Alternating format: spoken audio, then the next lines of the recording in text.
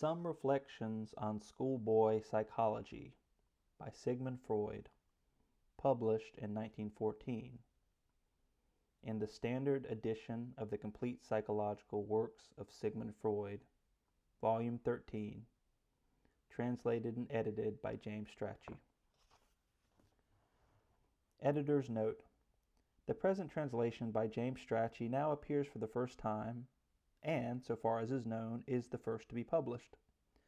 Between the ages of 9 and 17, 1865 to 1873, Freud was at school in Vienna at the Leopoldstatter Kommunalreal und Obergymnasium, popularly known as the Sperl Gymnasium, from its location in the Sperlgasse.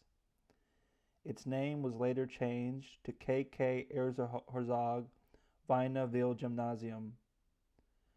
This paper was written for a collective volume in celebration of the 50th anniversary of the school's foundation.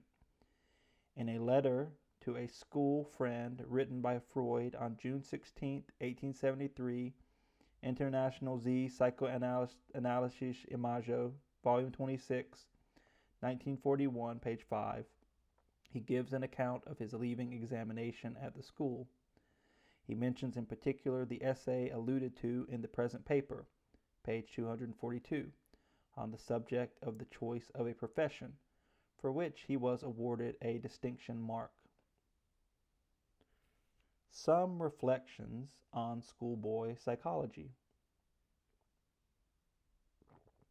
It gives you a queer feeling if, late in life, you are ordered once again to write a school essay, but you obey automatically like the old soldier who, at the word attention, cannot help dropping whatever he may have in his hands, and who finds his little fingers pressed along the seams of his trousers.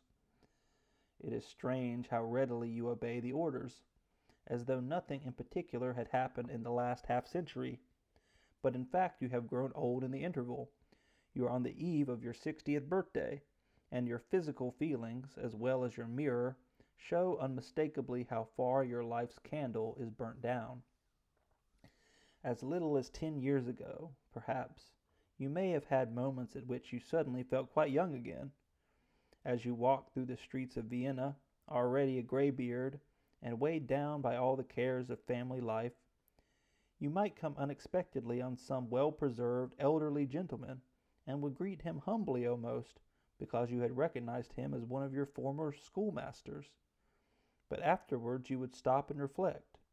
Was that really he, or only someone deceptively like him? How youthful he looks, and how old you yourself have grown. How old can he be today?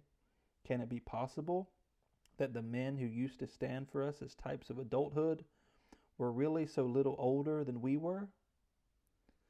At such moments as these, I used to find the present time seemed to sink into obscurity, and the years between 10 and 18 would rise from the corners of my memory with all their guesses and illusions, their painful distortions and heartening successes.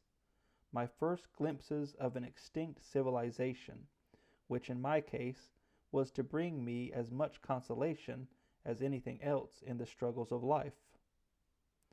My first contacts with the sciences, among which it seemed open to me to choose to which of them I should dedicate what were no doubt my inestimable services.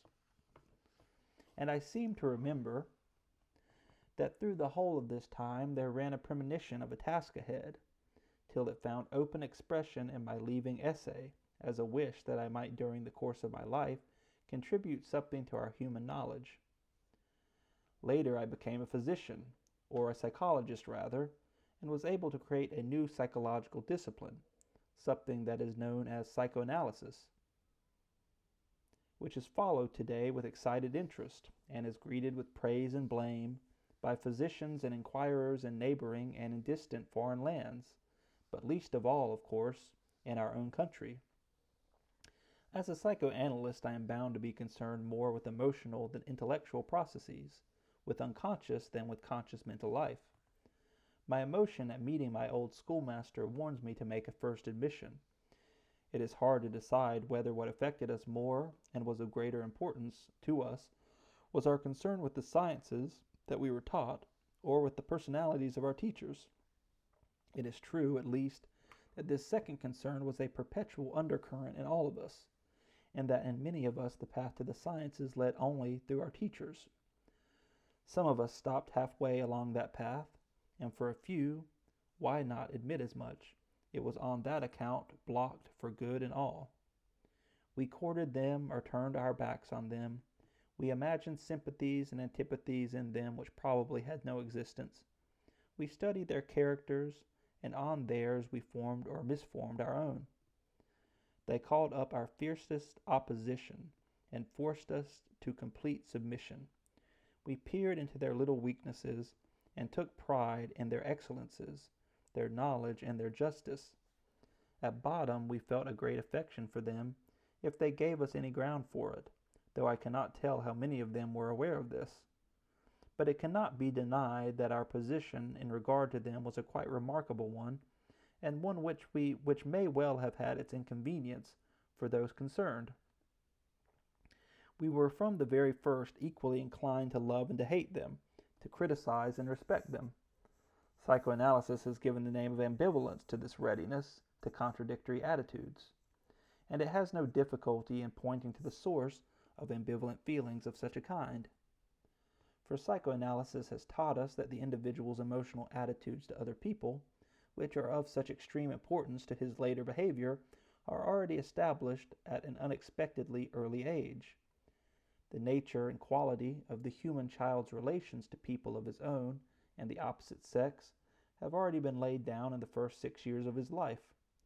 He may afterwards develop and transform them in certain directions, but he can no longer get rid of them. The people to whom he is in this way fixed are his parents and his brothers and sisters. All those whom he gets to know later become substitute figures for these first objects of his feelings. We should perhaps add to his parents any other people, such as nurses who cared for him in his infancy. These substitute figures can be classified from his point of view according as they are derived from what we call the imagos of his father, his mother, his brothers and sisters, and so on. His later acquaintances are thus obliged to take over a kind of emotional heritage. They encounter sympathies and antipathies to the production of which they themselves have contributed little. All of his later choices of friendship and love follow upon the basis of the memory traces left behind by these first prototypes.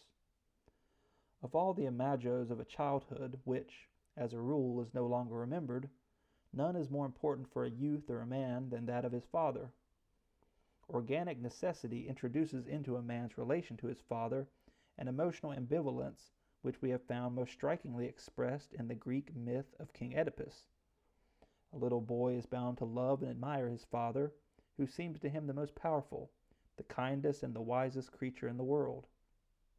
God himself is, after all, only an exaltation of this picture of a father as he is represented in the mind of early childhood. But soon the other side of this emotional relationship emerges. One's father is recognized as the paramount disturber of one's instinctual life. He becomes a model not only to imitate, but also to get rid of, in order to take his place. Thenceforward, affectionate and hostile impulses towards him persist side by side, often to the end of one's life, without either of them being able to do away with the other. It is in this existence of contrary feelings side by side that lies the essential character of what we call emotional ambivalence. In the second half of childhood, a change sets in the boy's relation to his father, a change whose importance cannot be exaggerated. From his nursery, the boy begins to cast his eyes upon the world outside, and he cannot fail now to make discoveries which undermine his original high opinion of his father, and which expedite his detachment from his first ideal. He finds that his father is no longer the mightiest, wisest, and richest of beings. He grows dissatisfied with him. He learns to criticize him and to estimate his place in society. And then, as a rule, he makes him pay heavily for the disappointment that has been caused by him. Everything that is hopeful, as well as everything that is unwelcome, in the new generation is determined by this detachment from the father. It is in this phase of a youth's development that he comes into contact with his teachers, so that we can now understand our relation to our schoolmasters. These men, not all of whom were in fact fathers themselves, became our substitute fathers. That was why, even though they were still quite young, they struck us as so mature and so unattainably adult. We transferred onto them the respect and expectations attaching to the omniscient Father of our childhood, and we then began to treat them as we treated our fathers at home. We confronted them with the ambivalence that we had acquired in our own families, and with its help we struggled with them as we had been in the habit of struggling with our fathers in the flesh. Unless we take into account our nurseries and our family homes, our behavior to our schoolmasters would be not only incomprehensible, but inexcusable.